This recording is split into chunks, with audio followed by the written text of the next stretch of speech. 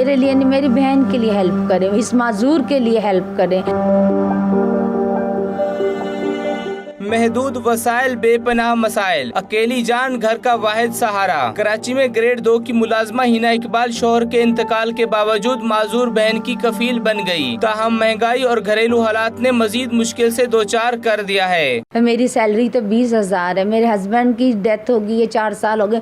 اب میں اتنے مشکل ٹائم گزار رہی ہوں کہ میرا خدا جانتا ہے اور میں جانتی ہوں. میرے لیے نہیں میری بہن کے لیے ہیلپ کریں, اس معذور کے لیے ہیلپ کریں جو دونوں ٹانگوں نہیں ہے, الٹا ہاتھ نہیں ہے. ایک ہاتھ اور دونوں پاؤں سے محروم نومی کہتی ہیں کپڑوں کی سلائی کر سکتی ہوں, لیکن غربت اور بیماری نے امتحان میں ڈال رکھا ہے. حکومت اور مخیر حضرات مدد فراہم کریں. سلائی کر سکتی ہوں, لیکن یہی ہے کہ سلائی کرنے کے لیے بھی ظاہر مشین لانی پڑے گی, کام کرنا پڑے گا. کوئی نہ کوئی مجھے 4-5 مشینیں دے دیں تاکہ میں اپنا روزگار سٹارٹ کر سکوں.